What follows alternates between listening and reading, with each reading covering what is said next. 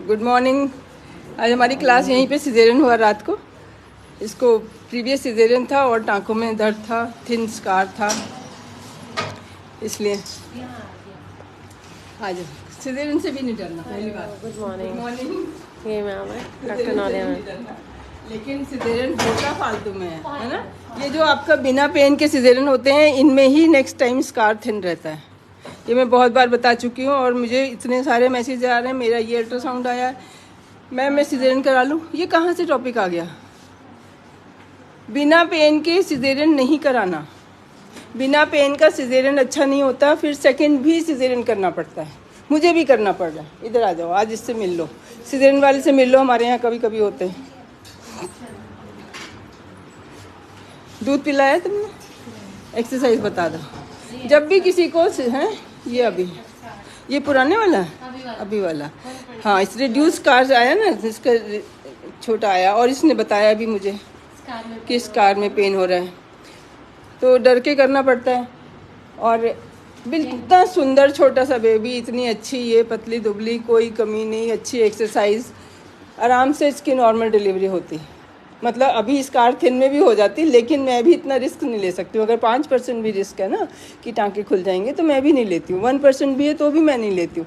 ऐसा नहीं है कि मैं रिस्क लेके काम करती हूँ और बाकी ये कहना कि भाई क्यों रिस्क लेना। ये बड़ा अच्छा वर्ड बना हुआ है। माँ को ये हो जाए कि मुझे रिस्क है बच्चे को 0.1% भी, तो वो कहती सिजेरियन कर दो। सिजेरियन करने में भी रिस्क है।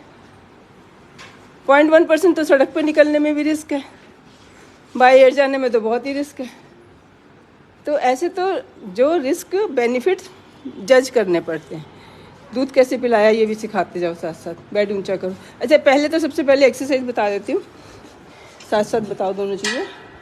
हमारे ऑनलाइन व्यूअर्स का टाइम भी इम्पोर्टेंट होता है। हाँ, ये जैसे ही आता है सिजेरियन करके ये एक्सरसाइज करवानी है। खुद तो नहीं कर सकता शुरू में, जैसे पैर वो खुद हिला नहीं सकता। हाँ, खुद देना। अच्छा, दूसरा पैर जैसे ही मोड़ने लगे तो ये अपने आप ही करे। जिनका सिजेरियन हुआ है अपने आप बस पैर इकट्ठे करने और पैर लंबे करने। हाँ, 6 घंटे बाद उठ जाते हैं। ये बहुत अच्छी एक्सरसाइज है, चाहे डिलीवरी हो चाहे नहीं। तो पैरों में खून जम जाता है, जिसके लिए पहले मालिश करते थे वो खुद कर सकते हैं। हमारे आजकल इतने वीक नहीं होते हैं, है ना। एक का हमने सिर्फ एक्टोपिक के लिए किया था और उसका डीप वेन थ्रोम्बोसिस हो गया था। एक्टोपिक का भी दूसरा पेशेंट है आज। एक्टोपिक में 10 दिन जब ऊपर होते हैं अल्ट्रासाउंड करा के देखना है। अगर ट्यूब में है तो वो सुखाना पड़ता है। एक कमर उठाना, इसको इकट्ठा करो और हिप्स उठाओ, दोनों साथ ही हो गई। कमर सिजेरियन से कमर दर्द नहीं होता, जो लेटे रहते हैं उससे होता है। बेल्ट बांधा है अंदर, बेल्ट बांधा हुआ है अच्छे से, कमर उठानी है। ठीक है। अभी रात तुम्हारा 10 बजे 9 बजे ही हुआ है, 12 घंटे ही हुए। दूध भी पिला लिया, चल भी ली, है ना। हाँ, डर कुछ नहीं है। अगर डर कुछ नहीं है तो इसका मतलब ये नहीं सबको सिजेरियन कर रहे। डर तो नॉर्मल है, आराम है। हाँ, तो लास्ट टाइम जब मेरा सिजेरियन हुआ था, मैं बहुत दिक्कत से हुई। क्या? अच्छा, आज बेल्ट बांधे थे तो नहीं पता। हाँ, बेल्ट बहुत अच्छी है। दिखा दे, दिखाना बेल्ट। उसको अंदर बांधिए नहीं तो मैं ये बेल्ट बांधी हुई है ना। हाँ, ठीक है। पैर मोड़ के ये एक्सरसाइज भी कर पा रहे हो। और दूध कैसे पिलाया? लेटे लेटे ही, जैसे ही मतलब थिएटर से आते हैं दूध पिला। नहीं, थिएटर से आते तो बेड नीचा होता है, तब कैसे पिलाते हैं? पिलाओ। जैसे ही बेड नीचा होता है, बल्कि हेड एंड और नीचा होता है, तो दूध पिला सकते हैं और वो अपने पेन से दूध आता है। इसको इस बार भी हमने सिजेरियन करना था, रिड्यूस कार था, फिर भी जब पेन स्टार्ट हुए तब किया, तो दूध आएगा आराम से। पिछली बार दूध पिलाया था। हाँ, बस ऐसे दूसरे जना पिलाते हैं, बच्चा तो खुद ढूंढ लेता है। बच्चे को पता है ब्लैक एंड वाइट दिखता है। अगर हमारे कपड़े ना हो, बच्चा खुद ढूंढ लेता है। ये गाय का बच्चा खुद ढूंढ लेता है, हमारा भी ढूंढ लेता है। कहते हैं यहाँ पे लिटा दो, बस डिलीवरी बेबी को हाथ में लो। डिलीवरी इतना सिंपल काम है कि निकला बेबी को हाथ में लो, छाती से लगाओ, वो दूध खुद पीने लगता है। तो हम सिंपल बना रहे हैं काम को। ये नहीं है कि सिजेरियन से डरना है, लेकिन सिजेरियन हो भी तो पेन्स के साथ जब आप जाओ, मान लो कॉर्ड राउंड थी इसकी पिछली बार, लेकिन जब पेन स्टार्ट होते तब होता, अगर है ना। कॉर्ड तो तभी तंग करेगी जब निकलेगा, अंदर तो घूम ये थोड़ी। और ये दिमाग से निकाल दो कि कॉर्ड कोई तुम्हें गले को भींच रही है। कॉर्ड ऐसे पड़ी है जैसे ये चुन्नी पड़ी है। इधर वो माँ से अटैच है ना, इधर वो तुम्हारे बच्चे की नाड़ू से यहाँ से अटैच है। अब तुम मान लो घूम जाओ तो ये ऐसे निकल जाएगी, ठीक है। अब फिर वापस घूम गए तो अब इसी डायरेक्शन में दोबारा घूम जाओ तो ये लिपट जाएगी। बस बच्चा घूमते रहता है। कॉर्ड जब हमने अल्ट्रासाउंड किया उस वक्त नहीं भी है तो उसके 1 घंटे बाद हो सकती है। कॉर्ड का टॉपिक ख़त्म हो गया। अब क्या है, AFI का चल रहा है आजकल। इतना नेट पे पढ़ने की ज़रूरत ही नहीं है, अल्ट्रासाउंड कराना ही नहीं है जब तक बच्चे की मूवमेंट हो रही है। डॉपलर कराओ, पेन लेके आओ। सीधे ही अगर अल्ट्रासाउंड कराना है तो डॉपलर कराओ। अल्ट्रासाउंड के बाद ये नहीं कि मेरा ये आया, पास आ जाओ सारे, इधर आ जाओ, और कुछ पूछना है पूछ लो। देखो बता रहे सिजेरियन से डरने की ज़रूरत नहीं है, लेकिन नॉर्मल डिलीवरी इससे भी अच्छी, उसकी तो नेक्स्ट डे छुट्टी हो जाती है। और पहला सिजेरियन की बात नहीं है, दूसरा सिजेरियन में रिस्क भी होता है। कोई गाँव का है, चला गया है ना, उसके दर्दें हुई, वो आ नहीं पाया, पहुँच नहीं पाया, टाँके खुल गए, तो बिना पेन के सिजेरियन नहीं कराना। अगर मुझे ब्रीच का भी सिजेरियन करना होता है, जिसका उल्टा है, करना ही करना है ना। हाँ, तो मैं रात को पेन स्टार्ट कर देती हूँ, मॉर्निंग में करना है तो। क्या बता रही थी? अल्ट्रासाउंड भी डॉपलर कराओ। 9th मंथ में ये क्वेश्चंस इतने आ रहे हैं, उनका जवाब दे रही हूँ मैं।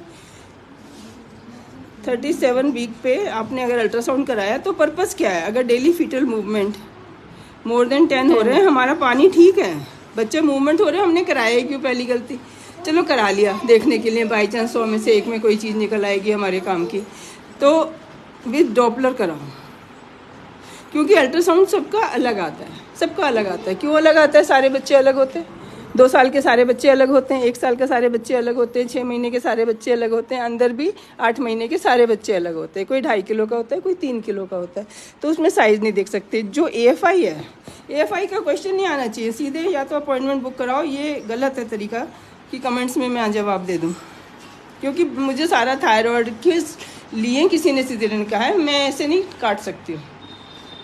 पूरी मुझे आधा घंटा लगेगा कंसल्टेशन करने में। मैं उस डॉक्टर से बात करूंगी भाई क्यों कह रहे हैं। लिखा रिपोर्ट में नॉर्मल था, बट पेशेंट को बताया कि कम है। बताया नहीं, वो खुद ही नेट पे देख लेते कि मतलब वो आइडिया नॉर्मल लिखा था। अगर 12 अभी कल एक 12.5 था, हाँ हमारी स्टाफ ही बता देगी, लेकिन वो रिलायबल नहीं है। लीगली मैं बताऊंगी तो बहुत ही गलत बात है कि डॉक्टर ने ऐसे कैसे मना कर दिया। स्टाफ और बाकी दुनिया तो कुछ भी बोल सकती है। रिपोर्ट में नॉर्मल लिखा है, AFI नॉर्मल, AFI 12.5 है। पेशेंट कह रही है मैं कब सिजेरियन करा लूँ? कल ऑनलाइन कंसल्टेशन बुक थी इसकी, तो शायद मैंने बात नहीं कराई थी। हाँ कराई इसकी बुक थी। नहीं ये क्वेश्चन था। हाँ, अब आप उसमें कमेंट्स में अगर मुझे अल्ट्रासाउंड भेज दोगे, खाली अल्ट्रासाउंड के बेसिस पे थोड़ी सिजेरियन होना है नहीं होना डिसाइड होता है, कोई और फैक्टर भी तो हो सकता है ना। हाँ, ऑनलाइन ऐसे नहीं बता सकती। तो मुझे जो है पूरा ही आपकी सारी हिस्ट्री, सारे पुराने कागज़ देख के ही बता सकती हूँ। तो कंसल्टेशन बुक कराओ अगर कोई सिजेरियन टाइम, या कहीं आसपास और दिखाओ, गवर्नमेंट हॉस्पिटल में दिखा के। तो मैंने चांदना मैम का लिख दिया 0321 ये तो योगा कराएंगे आप। ये योगा की मैम का है, और योगा इनसे एक्सरसाइज करो। और हमारा तो ये लिखा हुआ भी, ये लैंडलाइन भी है, और इधर भी 977। और एक और नंबर मिलता है जो बुकिंग कराते हैं, ताकि इसमें तो बहुत रश रहता है, उसमें रश कम रहता है। तो एक बार जो अपॉइंटमेंट ले लेता है उसको एक नंबर और मिलता है, फिर वो बात कर सकता है। और 1000 बहुत ज़्यादा नहीं है इसमें। पहले हम बात करते हैं, ये स्टाफ बात करती है, पहले एक मैडम बुक करती है, फिर दूसरी मैडम टेस्ट लिखती है, हिस्ट्री लेती है, फिर वो टेस्ट करवाती है, फिर मैं रिपोर्ट देखती हूँ, उसके बाद फिर हम कुछ और दोबारा कराते हैं, फिर मतलब 4 विजिट हो जाती हैं उसमें। 1 महीने में 1000 लेती हूँ, चाहे इनफर्टिलिटी वाले हों चाहे प्रेगनेंसी वाले हों। तो बहुत इतना तो खर्चा ही है। बहुत मन से काम करती हूँ, बिल्कुल श्रद्धा से। हाँ ये तुम्हारी है ना? नहीं, अच्छा ये अलग है।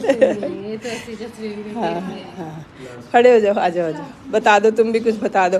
आजकल सिजेरियन तुम भी सुनते होगे अपने दोस्तों में सहेलियों में, बहुत लोगों ने। मैं 30 साल से ये काम कर रही हूँ, और पहले अच्छे सिजेरियन होते थे। पिछले 20 साल में मैंने सब प्रीवियस सिजेरियन के नॉर्मल कराई हैं, कि पहली बार एक्सरसाइज नहीं करी, डर के कर दिया, एपिड्यूरल लगाया, कुछ किया, और सबके ठीक रहा। लेकिन पिछले 2 साल में मैंने 3-4 खुलते हुए देख लिए, कि वो आए हैं टाँके खुले हुए उनके।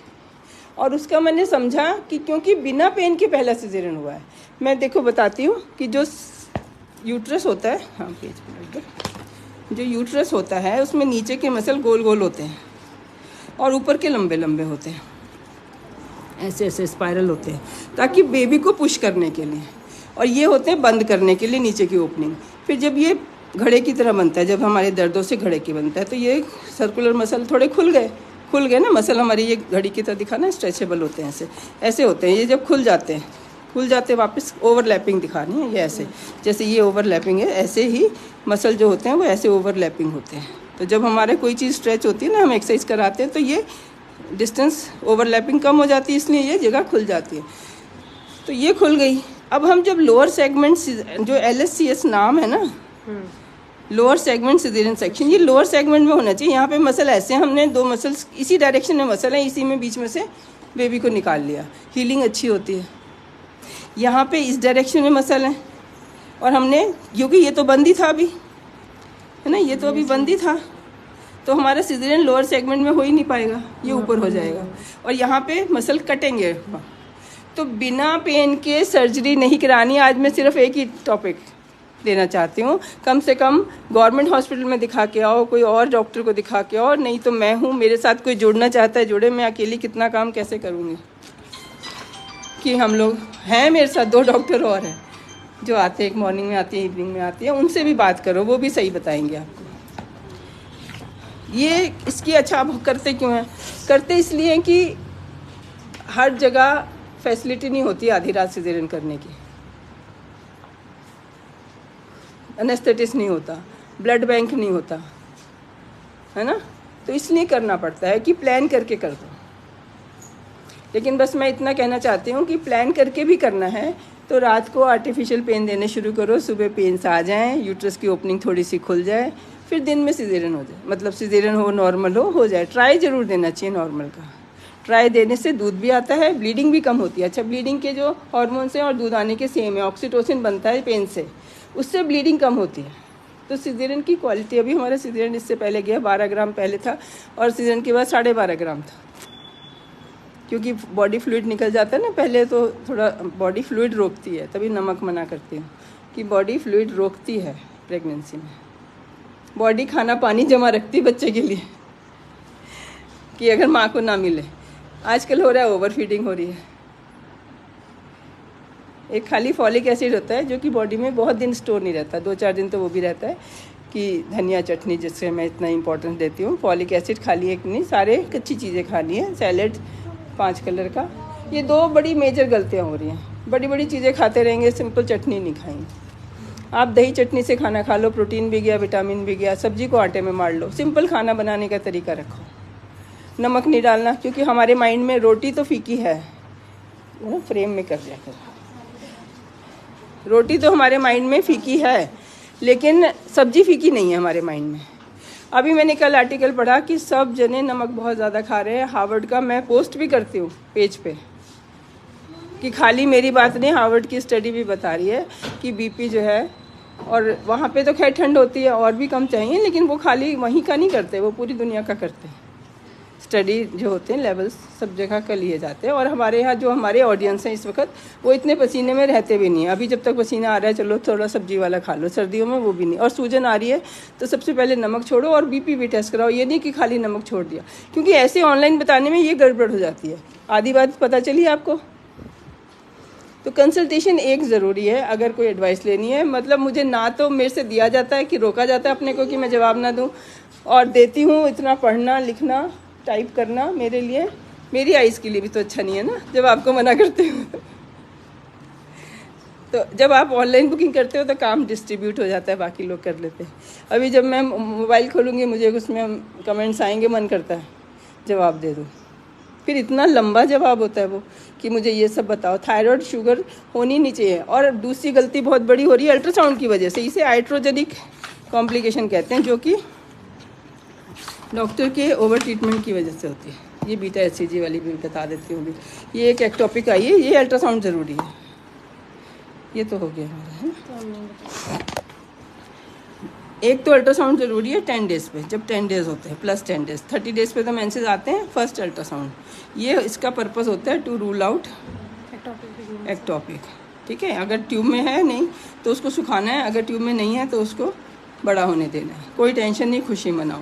धड़कन आई नहीं आई दोनों हमारे हाथ में नहीं है। धड़कन आई नहीं आई दोनों हमारे हाथ में नहीं है ना। नहीं आई तो हम ला नहीं सकते, क्योंकि वो जो एग और स्पर्म मिल के बनते हैं, 23 क्रोमोसोम इधर है, 23 क्रोमोसोम इधर है, इन दोनों को मिला के जब 46 बनते हैं तो वो टेढ़े मेढ़े जुड़ जाते हैं। कई बार पैरेलल जुड़ने चाहिए। तो ये ने निकलना ही निकलना है, कोई रेस्ट की बात नहीं है कि धड़कन आएगी तो खुशी मनाएंगे। खुशी मनाओ, खुशी ना मनाने का भी नुकसान है, टेंशन करने का नुकसान है ना। खाना लगता नहीं है टेंशन में। दूसरा अल्ट्रासाउंड आपने 7 वीक पे कराना है अगर शौक आई है तो, for intrauterine egg for cardiac activity. ठीक है। अगर हमें धड़कन दिख जाती है बहुत अच्छा लगता है, चलो, है ना। अगर पहले अबॉर्शन हुआ भी है कोई डरना नहीं है, क्योंकि उस वक्त क्रोमोसोमल एबनॉर्मलिटी रही होगी। थायराइड कराना है, इससे पहले हमने फर्स्ट विजिट पे FT4 TSH कराना है। FT4 TSH अच्छी लैब से सुबह 7 बजे कराना है। ये नहीं कि आता नहीं है, जहाँ आता है वहाँ जाके रहना पड़े, चाहे बड़े शहर में। डॉक्टर लाल की रिपोर्ट भी ठीक होती है, थायरो केयर की भी ठीक होती है। और ब्लड शुगर कराना है। रेस्ट की बात तो तब थी जब बहुत कुएं से पानी भरना था, खेतों में काम, 4 बजे उठ के जाना था। स्लीप चाहिए हमें 9 आवर स्लीप अभी से चाहिए। ठीक है। इसके बाद इसमें आ गई तो ठीक है, नहीं आ गई तो छोटा हो सकता है। अगर यहाँ पे छोटा है तो वो छोटा ही रहेगा, फिर हर अल्ट्रासाउंड में कंफ्यूज नहीं होना। कई बार देर से ठहरा है, हमारा डे 11 पे भी ठहर सकता है, डे 18 पे भी। 1 हफ्ते का डिफरेंस आ सकता है। 6 वीक्स पे 5 वीक आ सकता है, 7 पे 6 आ सकता है कि 7 पे कार्डियक एक्टिविटी, फिर सांस रुक जाएगा। अभी तो धड़कन नहीं आई, धड़कन नहीं आई, तो ये जो सांस तुम्हारा रुक जाता है ये बच्चे के लिए अच्छा नहीं है ना। वरना जो हो रहा है होने दो, मुझे भी क्यों इतना एफर्ट करना। इसलिए कि गलत हो रहा है। गलत तो नहीं होना चाहिए, इतने बड़े बड़े डॉक्टर्स के होते। इसके बाद हमने कराना है 11 वीक पे एंटी स्कैन। एंटी स्कैन में सबका ही अल्ट्रासाउंड में लो प्लेसेंटा आएगा ही आएगा। इससे परेशान नहीं होना। इससे रेस्ट शुरू करते हैं, फिर थायराइड शुगर हो जाता है, वेट बढ़ जाता है। अब जब तुम 3 महीने पहले रेस्ट कर लोगे, 4-6 महीने, तो फिर 7वें महीने में कहाँ उठा जाएगा। तो लो प्लेसेंटा आएगा ही, क्योंकि यूट्रस छोटा सा होता है। जहाँ से भी शुरू होगा प्लेसेंटा वो यहाँ तक ही ग्रो करेगा। इसके बाद उसको, क्योंकि ओपनिंग यहाँ पे खुराक नहीं मिलेगी, इसके आगे जाएगा नहीं, तो उसने लोअर एंड तक आना ही आना है। 1 मिलीमीटर दूर हो, 2 मिलीमीटर दूर हो, 10 मिलीमीटर दूर हो, बस इतना ही हमारे चांस की बात हो सकती है। बिल्कुल टॉप पे नहीं होता, प्लेसेंटा साइड में ही होता है और साइड से वो नीचे तक ही आता है। तो अल्ट्रासाउंड फॉर लो लाइन, उसमें आपस में परहेज़ रखना है। आपस में तो परहेज़ रखने का मैंने सुना नहीं कि कोई बता रहा है या कोई कर रहा है, ये वैसे ही परहेज़ रख रहे हैं, चलो। लेकिन लो लाइन प्लेसेंटा अगर आया है तो आपस में परहेज़ रखना है। ठीक है। वो रेस्ट से उठने, अभी तक तो उठ रहे थे, अल्ट्रासाउंड कराने से पहले तो उठ रहे थे, कराने के बाद एकदम से लेट गए, है ना। कोई स्पॉटिंग नहीं हुई, ब्लीडिंग नहीं हुई, तो ये भी गलत है ना। समझ रहे हो कि जो आप रूटीन काम कर रहे हो, सीढ़ियाँ चढ़ो, गिरना नहीं है। बाइक चलाओ, स्कूटी चलाओ, गिरना नहीं है। अपने आराम से टाइम से जाओ, वो अलग बात है। गिरने के लिए मना करते थे कि जब पेट बड़ा हो जाता है, शुरू में नहीं, जब पेट बड़ा हो जाता है बैलेंस ख़राब हो जाता है। तो सीढ़ियाँ भी पहले कैसे ऊंची ऊंची होती थी ना, तो पकड़ के अभी भी गिरना नहीं है। बैलेंस तो अभी भी ख़राब होता है अगर पेट बड़ा हुआ है तो। अभी ऐसे आज देखो सब सुंदर सुंदर है, सबकी प्रेगनेंसी है, लेकिन किसी का वेट ज़्यादा नहीं है। कुछ तो फ़ायदा हो रहा है ना क्लासेस का। ये इतनी मेहनत करती हूँ, इसका फ़ायदा दिखाई देता है, तभी खुशी होती है। ये मेरी मम्मी की इच्छा थी कि बेटे कुछ फ्री में भी करना चाहिए, नहीं तो हम किस क्लास के भी पैसे लेते थे पहले। हाँ, तब पहले 300 लेते थे, अब से 15 साल पहले भी। और यहीं आते थे, ऑनलाइन नहीं होता था। ऑनलाइन तो कोविड में ज़्यादा शुरू हो गया ना। लेकिन पहले ही हमने यहाँ फ्री कर दिया था। मेरी मम्मी कहती कोई हफ्ते में 2 घंटे तो फ्री देना चाहिए, ताकि जिन्होंने तुमसे नई डिलीवरी करानी वो भी तुम्हारे पास आके तुम्हारी एडवाइस ये वाली तो ले जाए ना। तो फिर हमारी फ्री होती थी। आओ, पार्क में होती थी बहुत बार, तो आओ बैठो सुनो जाओ, गवर्नमेंट में कराओ, कहीं डिलीवरी कराओ। क्योंकि मैं इतना अच्छा दिया, वो बहुत अच्छा टाइम कट रहा था। ये अल्ट्रासाउंड के बाद बड़ा गड़बड़ शुरू हो गई, और बहुत मुझे मैसेजेस आए कि आपकी वीडियो देख देख के हमारी डिलीवरी हर जगह नॉर्मल हुई है। अब फिर से नहीं हो रही कोविड के बाद। कोविड में नहीं हुई, चलो ठीक है, कोविड में एक्सपोजर बहुत ज़्यादा होता है, लेकिन अब तो वापस से आना चाहिए। सब जने एक्सरसाइज करें, चांदना मैम की क्लास करो, हम लोग भी सोच रहे हैं सुबह मॉर्निंग में भी कराएं। इसके बाद फिर आपने 20 वीक पे कराना है अल्ट्रासाउंड, है ना, लेवल 2। अब इसमें भी कुछ ना कुछ आना ही है गड़बड़। अभी बेबी बन रहा है, उसका ब्रेन बन रहा है, ब्रेन दोनों तरफ से बनता है, हार्ट दोनों तरफ से बनता है, किडनी दोनों तरफ से मतलब ऐसे इसकी ब्रांचिंग हो रही है ना, उसकी बॉडी समझ लो ये सारा ये पेट है। तो कहीं ना कहीं बीच में दोनों तरफ से बॉडी दोनों तरफ से बन के सेंटर में लाइन है ना जुड़ती है, दोनों तरफ से बनती है हर चीज़, तो बीच में कहीं कहीं खाली जगह आ जाती है। किडनी की अभी ब्रांचिंग हो रही है, कहीं कहीं सिस्ट आ जाती है, डरना नहीं है। मेजर डिफेक्ट तो एंटी स्कैन में ही पता चल जाता है। लेवल 2 में तो डिटेल में देखते ज़रूर है, लेकिन ऐसा कुछ बचता नहीं है खास कि जो लेवल 1 में ना पता चले और लेवल 2 में जो बारीकियाँ आएंगी, बहुत अच्छी मशीनें आजकल, अब मशीनों में दिख जाता है। इसमें उसकी डॉक्टर ने तो लिखना ही लिखना है, क्योंकि उसको फॉलो अप करना है कि देखना है कि जो चीज़ आज दिख रही है। लेकिन आपने डरना नहीं है, ये भर जाएगा।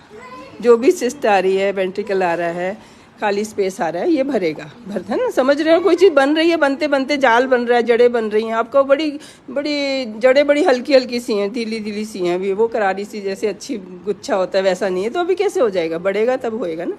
तो इसी तरह यहाँ पे किडनी में आ ही जाता है। और किडनी तो एक ही बहुत होती है, अगर एक नहीं भी ठीक है तो भी हमारे बेबी को कोई नुकसान नहीं है। अगर हम अल्ट्रासाउंड नहीं कराते, बेबी बिल्कुल नॉर्मल होते, कितनों की किडनी नहीं होगी पता भी नहीं किसी को, है ना। और ब्रेन का फंक्शन हम देख नहीं सकते हैं।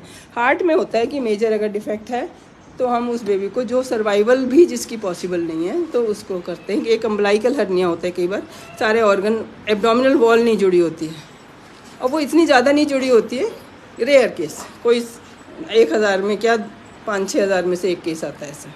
अभी पिछले दिनों 1-2 देखे मैंने, पिछले 2-3 साल में कितने ही अल्ट्रासाउंड देख लिए, है ना, ऑनलाइन भी बिना ऑनलाइन, तो 1-2 देखे हैं, जिसका एक का मैंने कहा है हाँ अबॉर्ट करा दो।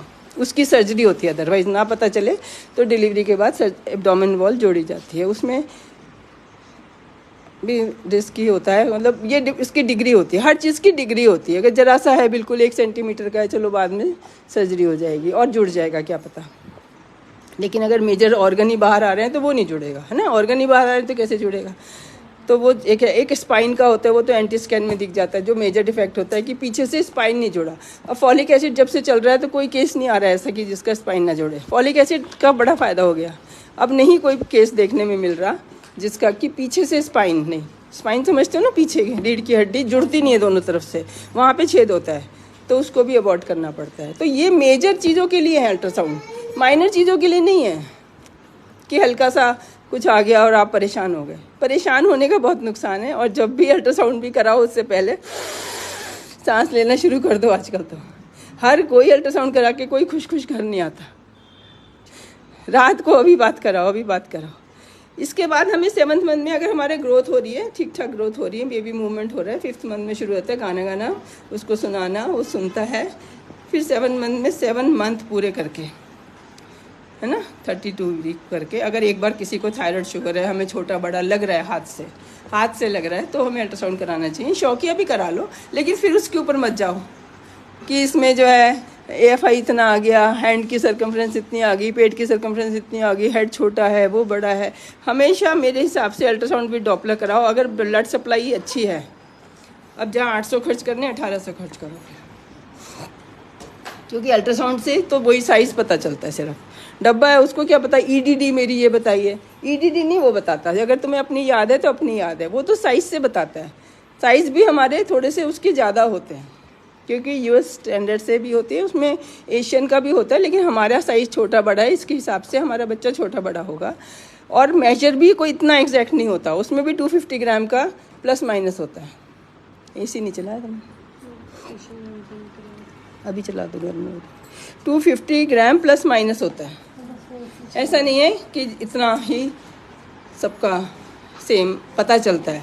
क्योंकि हमने जैसे हेड सर्कमफ्रेंस देखी, यहाँ मार्क लगाया, यहाँ मार्क लगा, अगर यहाँ की जगह यहाँ लग गया तो हमारी कुछ और आ जाएगी। तो बच्चे का साइज़ के हिसाब से ड्यू डेट नहीं पता चलती है। अगर हमें याद है अपनी, हमने यूरिन टेस्ट पॉजिटिव कराया, एंटी स्कैन से पता चलती है। 3 मंथ्स पे सारे बच्चे बराबर होते हैं, 11 वीक पे सारे बच्चे करीब करीब बराबर होते हैं। तो अगर हमें EDD निकालनी है, ड्यू डेट निकालनी है, तो वो 11 वीक पे निकल जाती है, 7 वीक पे निकल जाती है। लेकिन बाद में सब बच्चे अलग होते हैं। फिर बाद में नहीं देखना कि ड्यू डेट निकल गई या आ गई और फिर जो सबसे बड़ी गड़बड़ जो मैं आज जिसका लिए लेक्चर ले रही हूँ कि जो 9th मंथ शुरू होता है 35 वीक पे कराते हैं। 35 वीक पे कराया कॉर्ड राउंड सबके आते हैं। AFI जितना भी है वो या तो कम है या ज़्यादा है। अगर 7-6 से लेके 21 तक नॉर्मल है। और ये भी मेजर सही नहीं होता है, कई बार पानी फैला फैला होता है, कई बार पॉकेट्स में होता है, तो हम सिर्फ 4 पॉकेट देखते हैं। ये जो पानी की थैली में बेबी होता है, ऐसे पानी की थैली में होता है, तो इसमें से कहीं कहीं जैसे बच्चे के बीच में कहीं दिख गया, यहाँ पे दिख गया हमें बहुत सारा पानी, बीच में तो बच्चा ही है, अब उसके नीचे फैला हुआ है, नहीं दिख रहा। अगर हमारे मूवमेंट हो रही है तो पानी है, तभी तो हो रही है। मूवमेंट सबसे अच्छी पहचान है। तो जिसके बच्चे की मूवमेंट हो रही है, अगर दिन में एक बार भी नहीं होती है तो ज़रूर दिखाना है। ब्लड प्रेशर हो सकता है, जो ज़्यादा इंपॉर्टेंट है इस वक्त 7th मंथ में, वो है ब्लड प्रेशर, थायराइड, और आजकल शुगर बन गया, वरना शुगर बड़ा रेयर था। ब्लड शुगर नाश्ते के 2 घंटे बाद, ये अलग से होगा। ये खाली पेट 7 बजे होगा और ये 9 बजे होगा। ये नाश्ते के 2 घंटे बाद होगा, क्योंकि खाली पेट का ठीक आ जाता है। कई लोग रात को हल्का खाते हैं, जल्दी खाते हैं, उनका सुबह का ठीक आ जाता है। नाश्ते के 2 घंटे बाद खुद ही देखना है। ग्लूकोमीटर, बीपी इंस्ट्रूमेंट तो ख़रीद लो।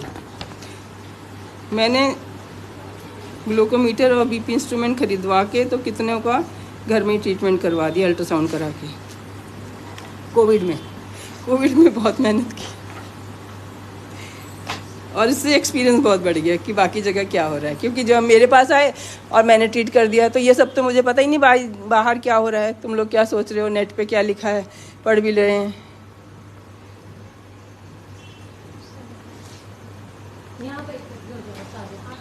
सबको दिखना चाहिए ना फेस।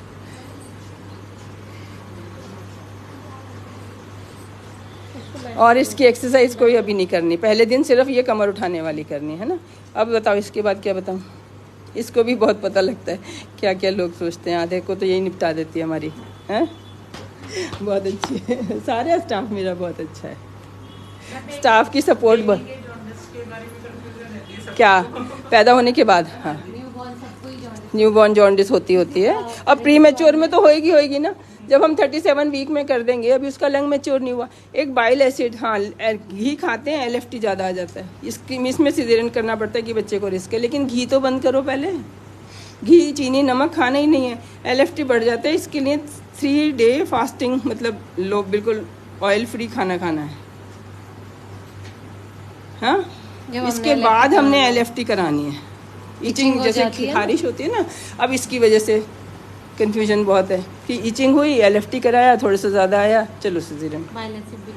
बाइल एसिड कराना है खाली पेट, और 3 दिन बिना बिल्कुल ऑयल तेल। और जब मैं घी बोलती हूँ तो उसमें ऑयल आता है, घी नहीं होता कि खाली देसी घी होता है। ऑयल ही ज़्यादा खा रहे हैं, देसी घी तो सोच के खाते हैं, ऑयल ऐसी बॉटल से उड़ेल देते हैं।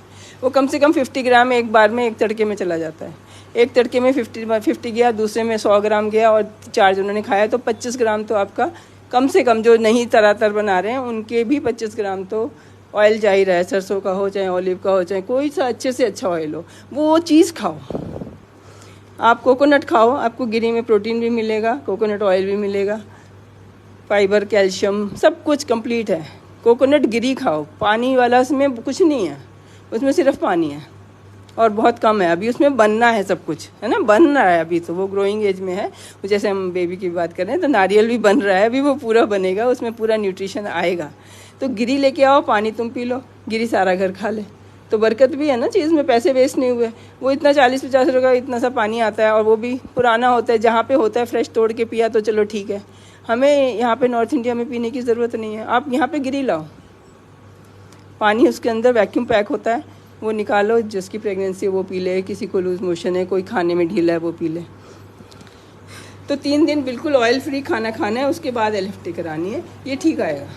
अगर ठीक नहीं आएगा UD लीव चलेगी, उसके बाद भी ये ठीक रहेगा, तो कोई अर्जेंसी नहीं है जब तक हम 38 वीक तक आराम से वेट करेंगे। 38 वीक का मतलब होता है ड्यू डेट। हाँ, डॉपलर कराते रहो, BP ज़्यादा है तो भी डॉपलर कराते रहो, शुगर ज़्यादा है शुगर ठीक करो, शुगर की दवाई लो, वो बहुत अच्छा चल रहा है, वो अच्छी चीज़ चल रही है कि आजकल इंसुलिन आराम से लोग ले भी लेते हैं, है ना, और शुगर ठीक रखते हैं। और हर खाने के बाद तीनों टाइम 90 मिनट हर बंदे को वॉक चाहिए फिट रहने के लिए, खाना हजम करने के लिए। और चलने में कोई जोर नहीं है, बेल्ट बांध के चलो। बेल्ट मैंने पिछली वीडियोस में बताया, चुन्नी बांध के दिखा दो, चुन्नी बांध के चलो, चला नहीं जाता। चलना ज़रूर है, चलने में कोई जोर ही नहीं है। हमारा चुन्नी बांध ली, पेट और ऊपर हो गया, उठने में बहुत जोर है। अब देखो ये उठ नहीं पाएगी अगर हम उठाएं इसको, हाथ लगा। उठाना कैसे, इसके हस्बैंड का है आना, उठाना सिखा दूँ। अगर एक तो हमारा तो चलो बेड है, हॉस्पिटल में तो बेड ऊंचा कर देंगे। अब घर में जब जाओगे, जब घर में जाओगे तो कैसे उठाओगे, बगल में हाथ, ये बताइए। आपने ऐसे पूरा अपना वजन, हाँ, एक हफ्ता अपना, अब एक हफ्ता बहादुरी नहीं दिखाना जैसे नॉर्मल डिलीवरी में हम पहले दें, ये बस, हाँ ऐसे उठाना, ठीक है। दूसरा, यहाँ पे तो हम बेड कर देंगे, लेकिन घर जाके भी 3 दिन बाद भी, और 3 दिन, एक हफ्ते तक इसने उठना नहीं है। या फिर पूरा साइड करो, पूरा साइड करोगे वो भी नहीं हो पाएगा, उसमें भी हाथ लगाना पड़ेगा। हाँ, तो आपने पूरा साइड करना है ताकि आपके हाथ पे जोर, हाँ बस ऐसे उठाना है इसको, क्योंकि टांके अभी जुड़ने हैं। इस वक्त एक हफ्ता बहादुरी नहीं दिखानी, सिर्फ कमर की एक्सरसाइज करनी है और पैर लंबे करने छोड़ना ना, ये वाले करने, और कमर उठाने वाली फिर से बता दो, हिप्स उठाने, बस ये करते रहो। क्योंकि कमर अभी सॉफ्ट होते हैं जॉइंट, और वो भी पेन्स में होंगे। जो ये मैं कमर की एक्सरसाइज बता रही हूँ इसका फ़ायदा होगा, ये भी पेन्स में अगर होगी ना, ऑक्सीटोसिन जब बनेगा उस वक्त सॉफ्ट होंगे जॉइंट्स, उस वक्त हम ठीक भी कर सकते हैं, उसी वक्त ख़राब होते हैं। ख़राब होते हैं मीन्स कि हम बहुत भारी काम कर ले, बहुत ही भारी।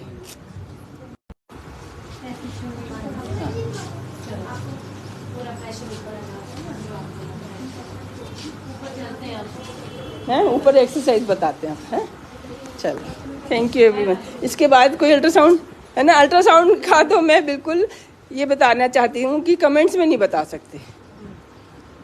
आप अल्ट्रासाउंड के साथ पूरी पर्चियाँ भेजो पुरानी, एक कंसल्टेशन ले लो, और नहीं तो फिर पूरी पर्चियाँ भेजो, कॉल करके हमारी स्टाफ ही बता देगी। देखो स्टाफ एक बार को 1% गलत बता सकती है, डॉक्टर नहीं ना गलत बता सकता और वो भी किसी की बात काटनी है, तो इसलिए मजबूरी है मेरी। Thank you everyone for watching. पानी पीना है, ये नहीं कि प्रेगनेंसी हो गई है तो कच्चा पानी पहले होता था ना, वो तो अब सॉल्व हो गया, लोग आरओ का पानी पी रहे हैं। कोई इसमें ऐसा एसी चला रहे हैं, 29 डिग्री पे चलाना है, 29 डिग्री पे एसी चलाना है बच्चे के लिए। बच्चे को बहुत ढकते हैं, गर्मी भी हो जाती है, जैसे ठंड हो जाती है ऐसे गर्मी भी हो जाती है।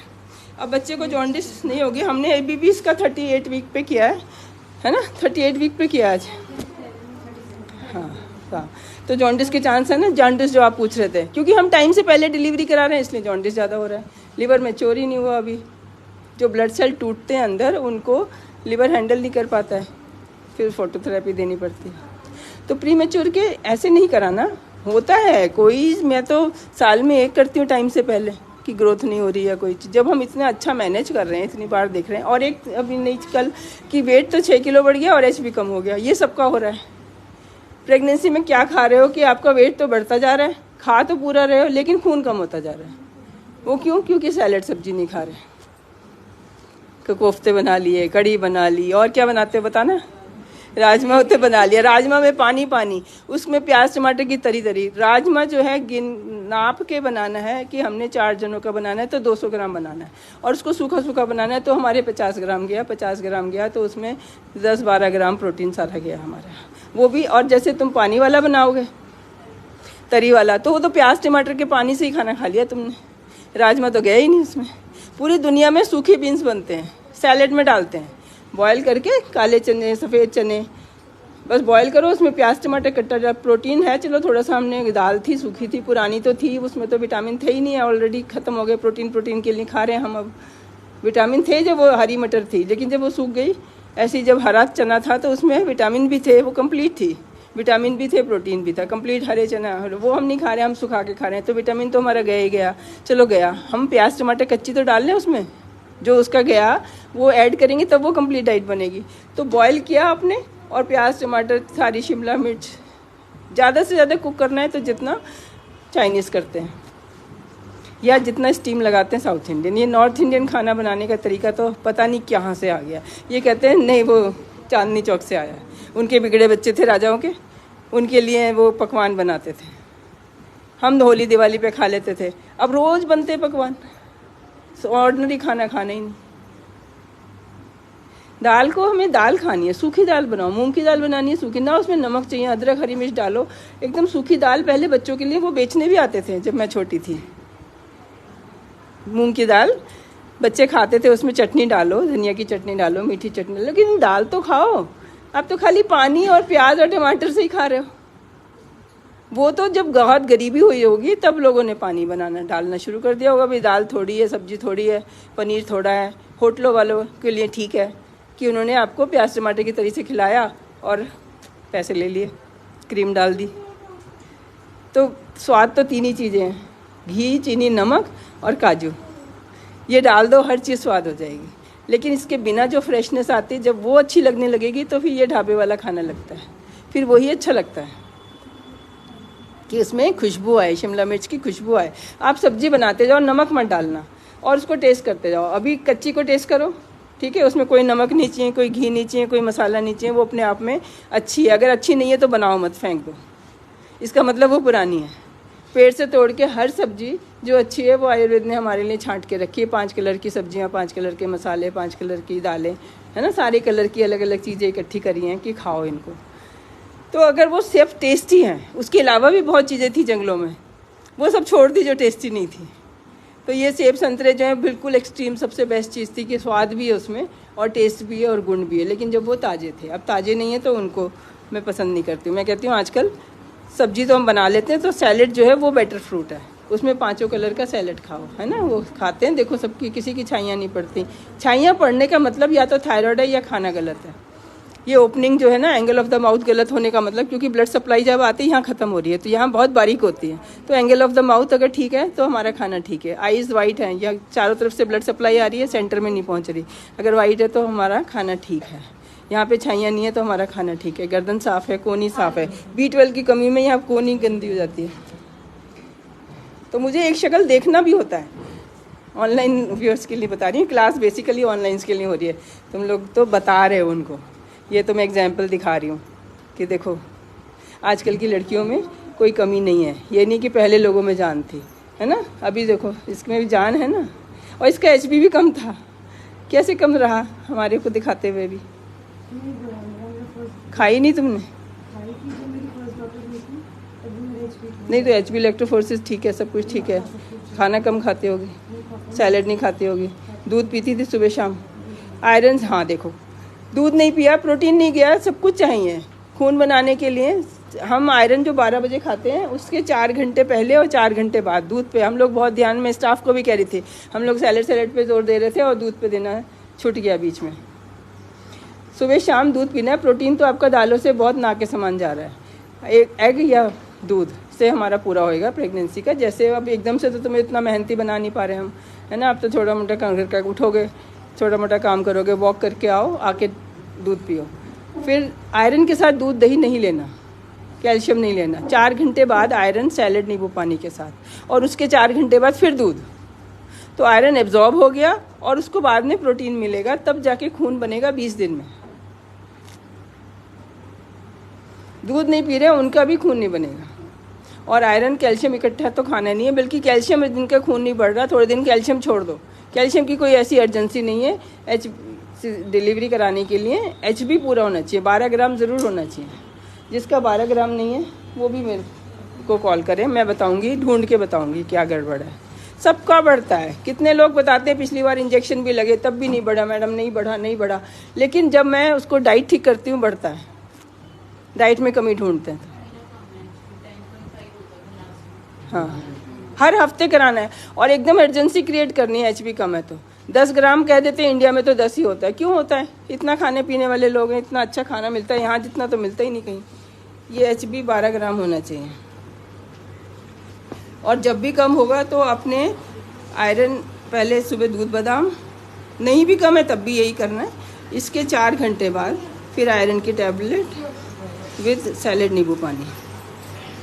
बड़ा मज़ा आता है। ऑनलाइन वाले ना फॉलो ज़रूर करते हैं, आप लोग नहीं करते इतना। फिर इसके 4 घंटे बाद फिर दूध बादाम एक महंगी चीज़ है जो अच्छी है, बाकी जितनी सस्ती उतनी अच्छी। दूध बादाम सुबह भी ले सकते हैं, शाम को भी ले सकते हैं, एग ले सकते हैं। ये सब वाइट चीज़ें अलग और कलर चीज़ें अलग, है ना। और फिश लेते हैं तो वो तो बहुत अच्छा है। फिश में तो आयरन भी होता है और कंप्लीट डाइट होती है वो। आपने घी का जूस बताया। हाँ, वेजिटेबल जूस यहाँ पे पियो बीच में। अब घी का, अब जो वाइट आता है ना, सफ़ेद पेठा भी मिलने लगा है, ऐश गार्ड। हाँ, उसमें क्या है कि बहुत ज़्यादा जूस निकलता है, घी में उतना निकलता नहीं है। तो अब मैं इसका बता रही हूँ कि फ्रेश हमें पीना है तो इसको तो मिक्सी में चला के वैसे ही पी लो। इसका जूस निकालना, फाइबर में कैल्शियम होता है। जैसे हमारे स्केलेटन में कैल्शियम है ना, तो प्लांट्स के भी जो स्केलेटन फाइबर हैं, वो फाइबर तो है ही, वो कैल्शियम भी है। वाइट वाइट जितना भी दिखता है प्लांट में, वो कैल्शियम होता है, उसका स्केलेटन होता है, वो भी कैल्शियम से बनता है। तो वाइट ऐश गार्ड का जूस पी लो, घी का पी लो, उसमें आयरन ज़्यादा होता है। घी कद्दूकस करो और उसको हाथ से निचोड़ के छौंक दो, और जो पानी नीचे रह गया वो पी लो, ठीक है। उसको छौंका ऐसे कि बस छौंकते ही गैस बंद कर दी, ढक दिया, हल्का सा इतना हो जाए, हल्का सा, उसको दही में मिला के सारे घर को खिला दिया, तुमने जूस पी लिया। बाकियों का भी अच्छा खाना करो। जब हमें नॉलेज हो गई एक को, तो पूरे घर को अच्छा खिलाओ।